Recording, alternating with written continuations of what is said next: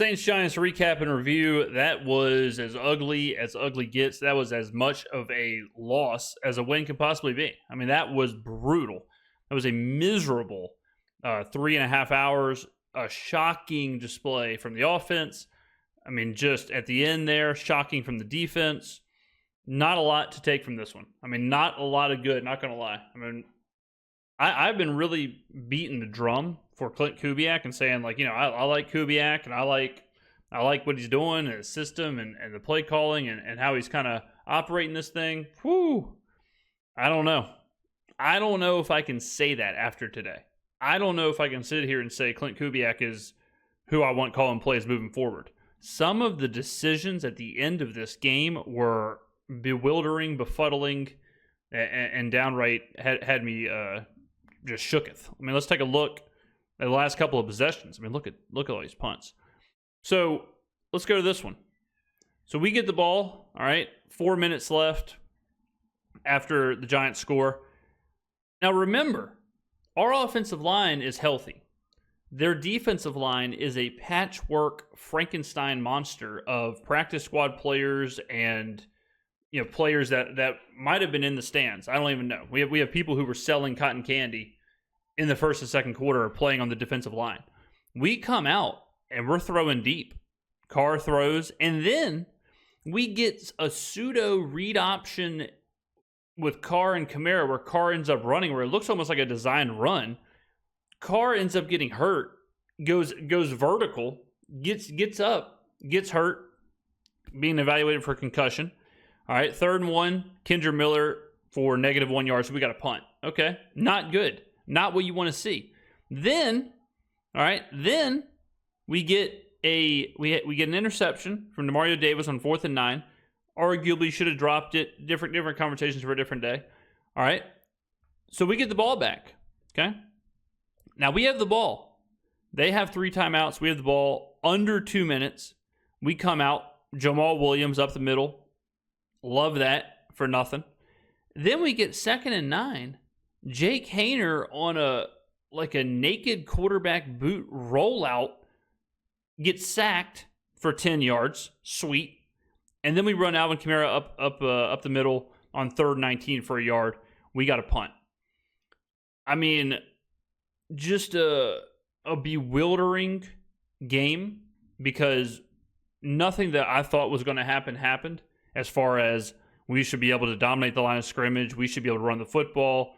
We should be fine. I mean, they have virtually no one. Drew Lock started the game, I think, 0 for 9. Like, Drew Lock started the game 0 for 9, ended up with a 4.6 average, all right? And we should have lost. We should have lost. They missed the field goal at the end of the game that would have tied it. They had a punt return touchdown called back on a very ticky-tack holding call. We should have lost this game. Like, forget we should have dominated this game, or forget we should have, ran all over them, or forget we should have thrown all over them, or forget any of that stuff. Forget the 27th DVOA versus 26th. Forget 28th pass defense. Forget 27th ranked team on DVOA. Like, we should have flat out lost this game to the New York Giants, playing with a multitude of injuries. Malik Neighbors, who was not healthy, ends up going 5 catches on 10 targets for 79 yards. Drew Lock ends up running for 59 yards. Drew Lock was the leading rusher in the game. Drew Lock led the game in rushing. Alvin Kamara, Kendra Miller? Nope. Instead, Drew Lock was your leader in rushing yards this game. I hope you listened to the betting preview when we talked about Drew Lock's long run of 9.5. He had it on the first possession. Let's go ahead and look at the box score. First downs, 18-16, relatively equal. Total plays, they had a few more. They had that final drive. Total yards, they beat us in the total yards. I mean, the last drive is a lot of that, but 4.4 yards per play to 4.4. This is markedly below average, and not only is it below average, but when you factor in that this is 4.4 yards per play for the Saints against the 27th ranked defense, and this is 4.4 yards per play for the Giants against the 26th ranked defense, this is even worse. This is even worse than below average. Like, 4.4 yards per play against the Broncos or against the Chiefs or against the Eagles or against whoever. It's okay. That's one of the best defenses in the NFL. 4.4 yards per play against the Giants or the Saints is horrific. Passing, nothing from either. A lot kind of heated up a little bit at the end there in the last two possessions, but, rushing, this right here, 2.8 yards per rush against the Giants' run defense, against the Giants' defensive line with part-timers. And then the Giants run for 5 yards a carry against us, which, I guess is, we do it with a 30-second run defense, I guess is one of those things where you expect that. Penalties, Giants have 12 penalties for 112. Turnovers equal. Time of possession, 31-28. This was just bad. This is just bad all around. Before the game, we talked about how it wasn't going to be as much of a defensive struggle as much as it was just two teams that are offensively inept, and that's exactly what we got. We got two teams that were completely offensively inept, and neither team seemed to want to win the game. You look at, it's just shocking to see some of this. The missed field goal for the Saints to start. Look at this. Punt, downs, missed field goal, punt, touchdown, punt, field goal, downs, punt, missed field goal, punt, interception, punt, touchdown, touchdown, punt, interception, punt, missed field goal. What's going on here? Just wow. Just wow. The missed field goal from Groupie. We were just talking about how good Groupie's been. Groupie has been really good. It is what it is. Kickers do miss field goals. I wish Groupie played for Clemson, I'll tell you that much, because Mans had that SMU ticket last night. I don't know. I don't know, guys. We can't look at the micro as far as, this game, because at the end of the day, it's two bad teams. But as far as, the 20,000-foot view from the top, I'm not confident in any of these players or any of these coaches moving forward. I said that, for Rizzi and Kubiak and those guys, they're coaching for their jobs. They need to have good performances. The Saints need to win games in order for those guys to be in consideration. It is a win, true, but if I was Mickey Loomis, I would probably disqualify. I would probably say this would be enough for me. This game would probably be enough for me to say I'm looking out. I'm looking elsewhere. I'm looking elsewhere for the head coach. I'm looking elsewhere for the offensive coordinator. I've probably had enough. I don't think just because you win this game, you have to go and dominate these games. You have to send a message. You have to prove that you're not one of the worst teams in the NFL. You have to prove you can beat these bad teams, and to go out here with a pretty healthy team out, away from the receivers, but healthy offensive line, Kendra Miller back. I understand Taysom's out, but God, he's a 33-year-old hybrid player. He's not your starting running back or your starting quarterback. This is horrible. This was a horrible offensive effort. Carr was terrible. Kamara was terrible. The offensive line was getting moved around. They were doing nothing in the run game. And then the defense, on the last possession of the game, Alontae Taylor had a couple of plays that made me want to vomit all over my shoes. The Drew Lock 4th down run, where it was an Olay situation. Alontae, brother, you can't be whiffing on a tackle on 4th down in a 3-point game to Drew Lock. Drew Lock is shaking Alontae out of his shoes. The very next play, Alontae and Will Harris get embarrassed by Malik Neighbors. And Neighbors ends up with a 23-yard completion that, the whole thing, you're looking around for something good. Bryan Bresee, I guess, was something good. Juwan Johnson, I guess, was something good. The only player in the entire game that I would say was pretty good was Micah McFadden for the Giants. Micah McFadden looked like Brian Urlacher. Besides that, nothing. If you're the GM for either one of these two teams, you're looking around, you're just putting X's on every player. You're looking around saying, all right, well, we'll fire Daboll, we'll get rid of Drew Lock, we'll get rid of Tyrone Tracy, we'll get rid of this guy. And then for the Saints, you're going, all right, Derek Carr is not it. All right, yep, go ahead. Yep, offensive line is absolutely horrible. All right, we need receivers. Yep, Alontae Taylor is not it. Yep, DeMario, yep, not it.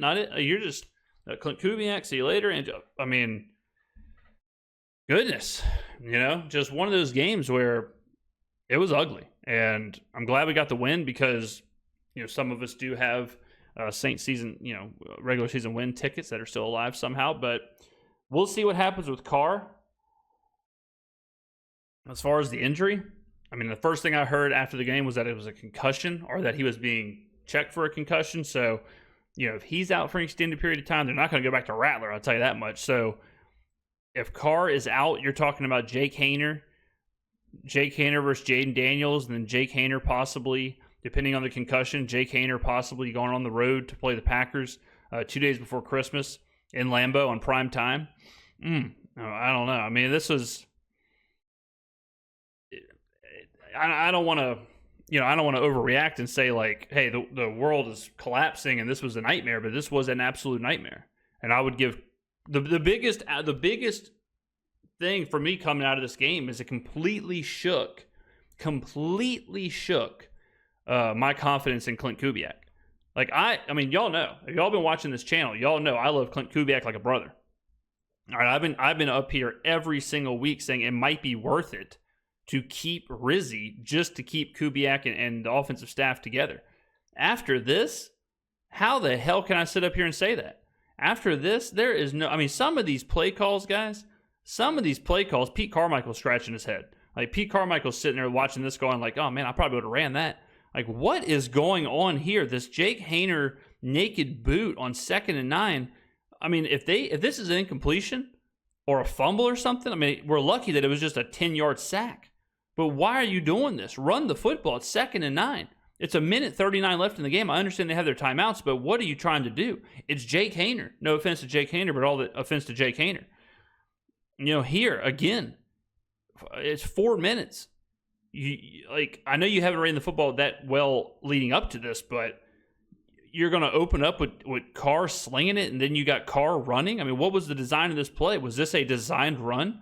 Are you trying to get cutesy and have Derek Carr designed runs on 4 minutes left in a 3-point game on 2nd and 10? Is that what you're telling me? I mean, and then again, offensive line. McCoy, Cesar, Lucas Patrick, Talise Fuaga, Trevor Penning. That's who you're entering this game with. That is your guys. That is the horses. And before the game, we're sitting here saying it's going to be a pretty solid effort on the ground. Again, this is the New York Giants. And you do this. I mean, 2.8 yards per rush. Oofa. Yeah, I don't know, ladies and gentlemen. This is one of those ones where you got to take a step back, and I'll make a promise to you. Because I'm feeling generous. Unless we are in the playoffs, I'm not talking playoffs. Unless we are staring down week 1 of the playoffs and the Saints have a game, I'm not mentioning the playoffs again. I might ban the word on my channels. How can I mute the word? Because the Saints getting into the playoffs would be a disgrace to the playoffs. The Saints getting into the college football playoffs would be a disgrace to the college football playoffs. This team isn't better than SMU. This team isn't better than Texas. This team isn't better than Oregon. This team isn't better than Georgia. This team isn't better than Arizona State. I mean, playoffs, like, I know we're mathematically not eliminated, but after watching this, are you kidding me? You think we're going to go into Green Bay and win? You think we're going to stop Jaden Daniels after what Drew Lock just did on the ground? You think we're going to go into Tampa Bay and win at the last game of the year? We're playing the Raiders, and luckily the Raiders are the Raiders, and they don't even know who Brock Bowers is. I mean, if you're watching the Raiders game, if you're a Raiders fan, and you're seeing that Michael Mayer has 12 targets, and Brock Bowers had 1 catch going into the third quarter. There's some, that game, like, okay, yeah, we should probably win that one. The rest of them, damn. I mean, the New York Giants, it took a miracle for them not to win that game. And again, you look at the Saints here, Drew Lock starts off 0-10 or whatever it was, and we're lucky to be up 7-3 going into halftime.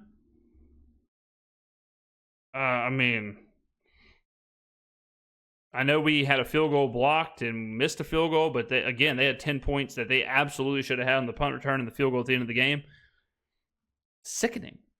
I mean, I'm cooking vegetable beef stew right now. Right now, I got a pot of vegetable beef stew simmering, and I might as well take that and go flush it down the drain because I'm not even going to have an appetite. I'm going to be sick. I'm not going to be able to eat it. But, hey, win's a win. So, GG's, ladies and gentlemen, get on down in the comments below. Let me know what you think, what you thought about the game. I mean, where are you at? Where are you at with Klint Kubiak? Where are you at with Bryan Bresee? Where are you at with Derek Carr? Where are you at with literally anyone on this team? Let me know in the comments below. Thank you for watching. I will see you next.